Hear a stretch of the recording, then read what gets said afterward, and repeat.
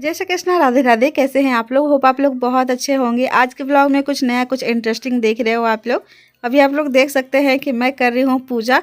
और किस चीज़ की पूजा कर रही हूँ? तो चापाकल की, यानी कि हैंडपम्प की पूजा कर रही हूँ। इस हैंडपम्प की पूजा क्यों कर रही हूँ मैं ये भी बता देती हूँ आप लोग को।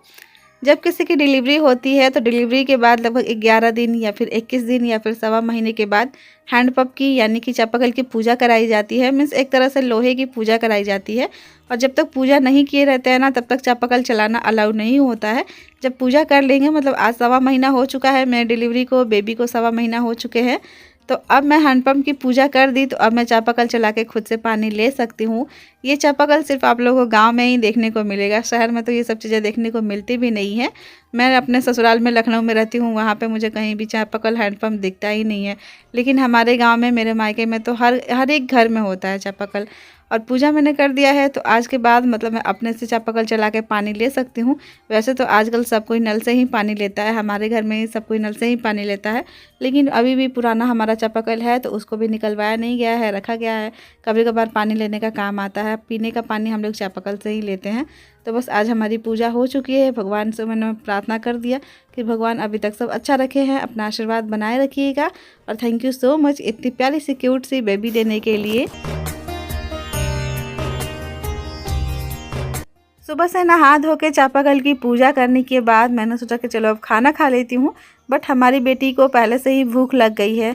मम्मा से पहले बेबी को भूख लग जाती है, तो चलिए बेबी को पहले फीड करा देते हैं, थोड़ा सा बेबी के साथ खेल लेते हैं, बेबी के कपड़े चेंज कर देते हैं। उसके बाद फिर जाकर मैं खाना खा लूँगी। माँ बनना इतना भी आसान नहीं है जितना पहले मुझे लगता था। पहले मैं सोचती थी कि क्या है, बच्चे के साथ खेलना कितना अच्छा लगता है, सब चीज़ें मतलब बहुत आसान लगती थी मुझे। लेकिन जब से मेरी डिलीवरी हुई है, जब से बेबी गोदी में आई है और जब से मैं इसके साथ इतना मेहनत से इसका पालन पोषण कर रही हूँ, तब मुझे समझ में आ रहा है कि नहीं, हमारी मम्मी लोग कितना मेहनत से पाली पोसी हैं हमें, कितना मेहनत से हमें इतनी बड़ी की हैं। लेकिन फिर भी फ्रस्ट्रेशन में कभी कभी हम लोग मम्मी को भी डांट देते हैं। मैं अपना खुद का बता रही हूँ। जब बेबी पेट में थी और मुझे फ्रस्ट्रेशन होती थी, मतलब चिड़चिड़ाहट होती थी ना, तो कभी कभी मैं मम्मी पे भी चिल्ला देती थी, मम्मी को भी गुस्सा से डांट देती थी। लेकिन अब जब से बेबी गोदी में आई है, तब से मुझे समझ में आता है कि नहीं, मम्मी लोग कितना मेहनत से हम लोग को पाली हैं, कितना मेहनत से पाल पोस के इतना बड़ा की हैं। लेकिन फिर भी हम लोग कैसे फ्रस्ट्रेशन में मम्मी को डांट देते हैं, बहुत गलत बात है ये। लेकिन फिर भी गलती तो सबसे हो जाती है ना। लेकिन चलो, देर आए दुरुस्त आए। कम से कम अब जब से मेरी बेबी मेरी गोदी में आ गई है, तो मुझे सब चीज़ें समझ में तो आ रही है, माँ बनने की कीमत तो समझ में आ रही है। दोपहर का टाइम है और बेबी आई हुई है द्वार पे अपने नाना जी के गोदी में, यानी कि मेरे पापा के गोदी में खेल रही है।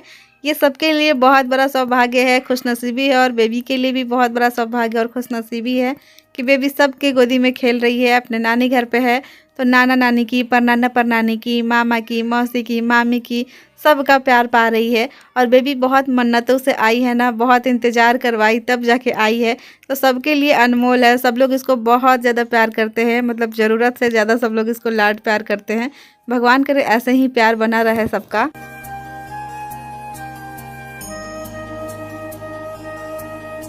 अभी शाम के 4 बज चुके हैं और मैं आ चुकी हूँ किचन में।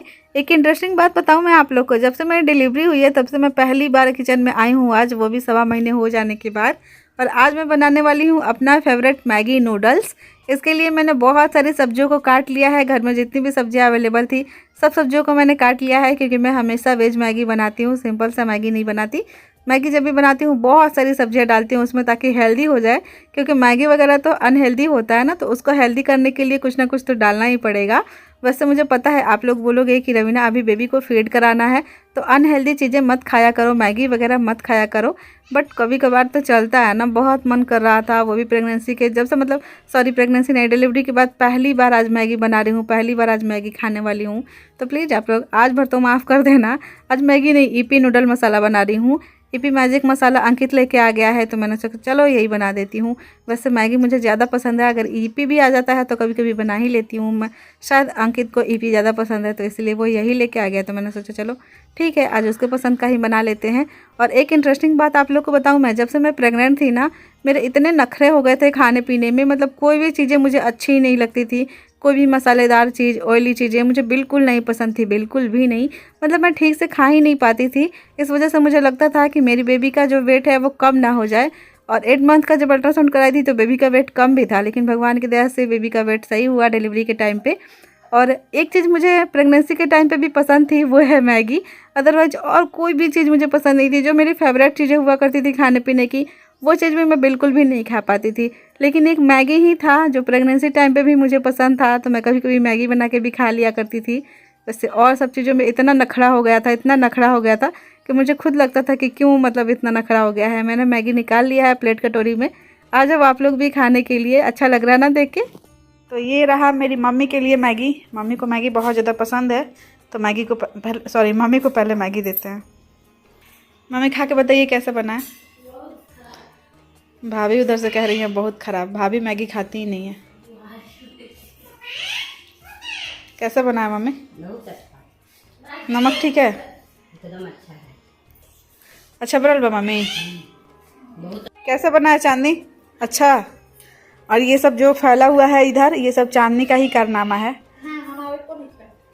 नहीं, हमको लगता है ये सब आप ही का कारनामा है, क्योंकि आप जहाँ रहती हैं सब चीज़ फैला के रखती हैं। मोबाइल के कर हाँ, सब चिमका चिमकी के रख ले बा।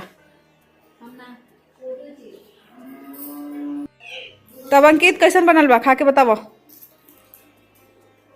ठीक बनल बा? नमक ठीक बा? चलो मेहनत सफल हो गई। सबसे ज़्यादा मैगी किसी को पसंद है तो अंकित को। और इधर ये भी मांग रहा है, दीदी दीदी मैगी खाओगे मिठू? बोलो।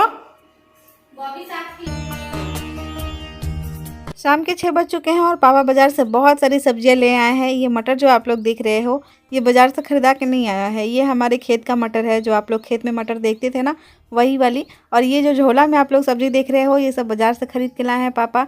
इसमें पत्ता गोभी है, फूल गोभी है, शिमला मिर्च है, टमाटर है, प्याज है, सब चीज़ें हैं। हमारे घर की देवी मैया की संध्या आरती की जा रही है। जब से बेबी लोग घर में आई है ना, तब से मम्मी डेली संध्या आरती करती हैं, तो बेबीज का भी आरती उतारती हैं। मम्मी बोलती है कि सबसे बड़ी देवी मैया तो यही लोग हैं, हमारे घर की देवता हैं लोग ये लोग।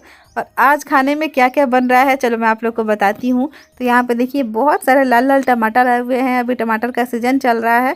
जब से ठंडी स्टार्ट होती है, मुझे लग रहा है छठ पूजा के टाइम से ही टमाटर घर में बहुत सारे खरीदा के आने लगते हैं। और रोज़ टमाटर की चटनी बनती है। मीठी वाली चटनी हमारे भाई बहनों को बहुत ज़्यादा पसंद है, खास करके चांदनी को। तो आजकल डेली मीठी वाली चटनी बनती है। और अभी रात का टाइम हो गया है, रात के लगभग 7 बज रहे होंगे। हमारे घर में मतलब हमारे मायके में थोड़ा जल्दी ही डिनर बन जाता है, आप लोग शुरू के ब्लॉग से देख रहे हो। तो अभी भाभी बना रही हैं आलू के पराठे। आलू के पराठे तो सबका फेवरेट होता है, खास करके ठंडी के दिनों में। वैसे अब ठंडी का दिन ख़त्म हो रहा है, अब गर्मी के दिन आने वाली है। इसीलिए हम लोग कोशिश कर रहे हैं कि आजकल हर दूसरा दिन आलू का पराठा खा लें, क्योंकि फिर गर्मी आ जाएगी तो आलू का पराठा खाने का मन नहीं करेगा। तो भाभी लगी हुई है आलू पराठे बनाने में। आ जाओ आप लोग भी भाभी के हाथ का आलू पराठा खाने। और मम्मी बना रही है मटर के पराठे अपने सास ससुर जी के लिए। भाभी आलू के पराठे बना रही थी हम सब के लिए, और मम्मी बना रही है मटर के पराठे, क्योंकि हमारे दादी को और बाबा को मटर के पराठे बहुत ज़्यादा पसंद है। और अभी हमारे खेत का घर का मटर भी है, तो इसीलिए मम्मी आजकल हर दूसरे दिन मटर के भी पराठे बना देती हैं। आप लोग बताना आप लोगों को कौन सा पराठा पसंद है। बाबा को बहुत ज़्यादा पसंद है मटर के पराठे, और दादी को भी। तो अभी यहाँ पे बाबा को खाना दे दिया गया है और बाबा मस्त एकदम खुशी खुशी खा रहे हैं।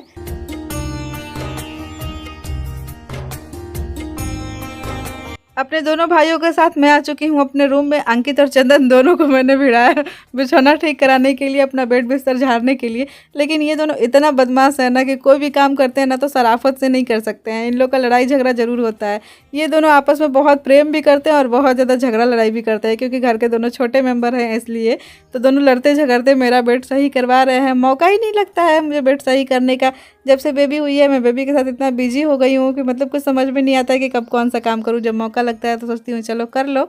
और आप लोग सोच रहे होंगे कि अभी बेबी कहाँ पे है, तो बेबी है अपनी परनानी के गोदी में, यानी कि मेरी दादी के गोदी में। देखिए दादी इसको कैसे छुपा के एकदम प्यार से रखती हैं और आराम से दादी की गोदी में सोई रहती है, अपने परनानी के गोदी में सोई रहती है आराम से। जब भी मुझे कोई भी काम करना होता है तो मैं बेबी को फीड करा देती हूँ। अगर बेबी सो जाती है तो मैं दादी की गोदी में दे देती हूँ, उसके बाद जाके अपना काम कर लेती हूँ। तो इधर देखिए इन दोनों को लगे हुए हैं मेरा बेड सही करने में। और ये जो छोटा वाला बिछौना देख रहे हो ना आप लोग, जो अभी बिछाया चंदन, ये मैं बेबी के लिए स्पेशली रखी हूँ। ये मम्मी जब लाडो हुई थी, मेरी रीना बहन की बेटी हुई थी, तभी मम्मी बनाई थी। ताकि बेबी जब सूसू करे ना तो मतलब बेड पे मतलब पूरा बेड ना भींगे, सिर्फ यही वाला बिछाना भींगे। तो इसीलिए ये वाला आजकल मैं डेली अपने बिछाना पे बिछाती हूँ। और यहाँ पे बिछौना हो चुका है और इन दोनों की लड़ाई भी शुरू हो चुकी है। इतने बदमाश है ना ये लोग, शराफत से तो काम कर ही नहीं सकते हैं, मतलब भुका के रख देते हैं, मेरा माथा ख़राब करके रख देते हैं ये लोग। अभी मैं ये सब चीज़ें भोजपुरी लैंग्वेज में बोल रही हूँ तो आप लोग समझ सकते हो, हमारा भोजपुरी टच भी आ ही जाता है हमारे लैंग्वेज में। देखिए इन दोनों को कैसे पटका पटकी किए हुए हैं। दोनों जब भी कोई भी काम करें ना शांति से तो कर ही नहीं सकते हैं ये दोनों कोई भी काम। बिछौना सही करने के बाद ये दोनों बिछौना ख़राब कर रहे हैं फिर से लोट लोट के इसमें। और इन दोनों का काम कोई भी शरीफ से नहीं होता है, हमेशा मारा पीटी करके। पिताजी बस दोनों दोनों के हम पीट दे हम।